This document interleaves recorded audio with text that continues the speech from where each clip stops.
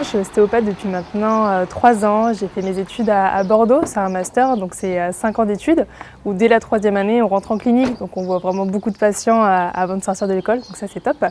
Et j'ai commencé d'abord en Charente-Maritime. J'ai fait 2 ans en Charente-Maritime avec le petit camion, le petit cabinet mobile. Ça a très bien fonctionné. Et j'ai mon compagnon qui a été muté dans les Cévennes, donc j'ai décidé de le suivre et de reprendre exactement le même concept. Et donc me voilà maintenant dans les Cévennes. Avec mes parents, on était dans un petit patelin, pas beaucoup d'habitants, et on a connu toujours ce manque de professionnels de santé. C'est pas évident, hein. Souvent il faut faire 1 heure de route, le soir souvent on veut les rendez-vous à la débauche, voilà, on n'a pas envie de faire 1 heure de route après pour rentrer chez soi. Donc ça me tenait à cœur vraiment d'aller dans les petites communes. Et moi ce projet il est vraiment né sur la route en Charente-Maritime. Il y a beaucoup d'esthéticiennes, de coiffeurs qui font ça, beaucoup en camion. Et je me suis dit pourquoi pas pour l'ostéopathie. J'ai regardé, je me suis renseignée, il n'y a rien qui nous empêche de le faire, les ostéopathes. Et du coup, ce projet est parti de là, donc j'ai beaucoup cherché, j'étais en 3e année quand ça m'est vraiment venu à l'esprit.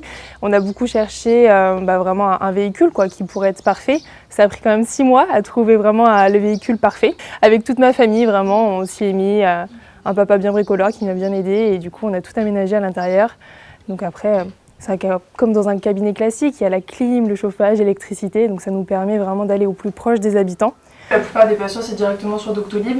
Et sinon, après, j'ai un numéro de téléphone. Souvent, les petits papis-mamies qui n'ont pas tous Internet, voilà, via téléphone, la prise de rendez-vous directement avec moi. Au niveau des démarches, ce que je fais d'abord, c'est que je contacte les mairies. Parce que c'est la place publique, donc forcément, il faut des autorisations.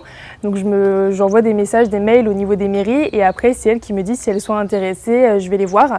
Et après, on signe des conventions. C'est des conventions qui sont signées, il y a des décrets qui sont mis en place.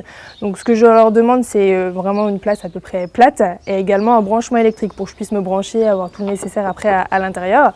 Voilà pour les mairies. Souvent ce que je recherche, c'est des petites communes qui ont entre 900 et 2000 habitants. C'est vraiment ce que je recherche, 1 fois par semaine, c'est très bien, c'est parfait.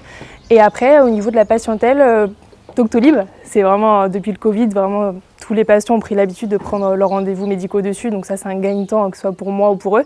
Et j'ai quand même un numéro de téléphone bien sûr pour tous les autres patients qui n'ont pas forcément internet et qui préfèrent passer directement avec le praticien.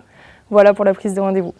Donc après c'est un planning hebdomadaire. Par exemple ici à Durfort c'est tous les jeudis. Donc les patients ils savent que tous les jeudis je suis à Durfort comme ça et voilà, ils se perdent pas, ils savent que c'est tel jour sur leur commune. Okay. Est-ce qu'à côté il y a des activités que vous faites régulièrement, physiques, culturelles, manuelles? Je déménage. Au début, les gens ils sont un petit peu curieux. Ils sont curieux de se dire ah dis donc c'est original, j'ai jamais vu ça, c'est la première fois. Au début ils sont un petit peu curieux et après quand ils rentrent, j'en ai beaucoup qui sont surpris. Ils pensaient pas qu'à l'intérieur c'était aussi clean, aussi propre que dans un cabinet classique. Et si bien sûr, on a exactement les mêmes choses. Donc surpris, agréablement surpris. Et après dans les petites communes c'est vraiment le bouche-oreille. Quand les premiers patients sont contents, après ça va vite. Ouais, ça va comme ça, ouais bien sûr. Je le fais.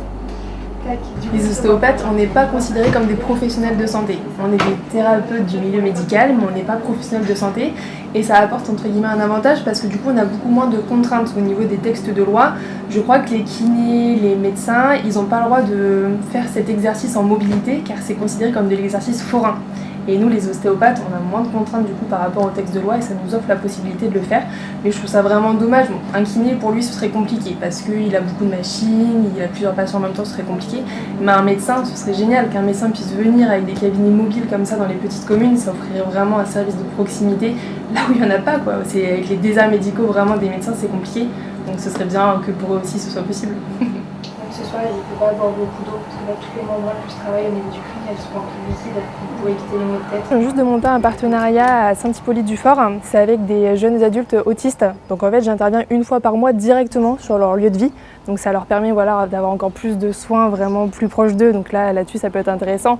Après, c'est vraiment au cas par cas, j'ai vraiment mes communes. Donc ça reste fixe, je ne peux pas fermer tout le temps au niveau des communes. Mais quand certains me demandent 1 fois par mois, comme ça, voilà, ça leur offre vraiment un service de proximité. Donc ça peut être intéressant. Puis ça ouvre d'autres possibilités. Moi, des jeunes adultes autistes, on n'en fait pas tous les jours, donc ça offre d'autres perspectives et de voir des patients différents. Vous allez vous rapprocher vers moi, vers le bord de la table, c'est d'avoir resté sur le dos, exactement. Et remonter. En ville, malheureusement, on est trop d'ostéopathes. Vraiment, au niveau de l'école, il n'y a pas eu suffisamment de numerus clausus, on est trop d'ostéopathes. La ville, de toute façon, c'est saturé complètement, donc il faut vraiment aller dans les campagnes. Et ce type de projet, c'est génial. Depuis que j'ai commencé, moi j'ai une trentaine de jeunes ostéos qui m'ont appelé pour avoir des conseils, pour faire la même chose, donc ça montre vraiment qu'il y a un intérêt, donc c'est bien.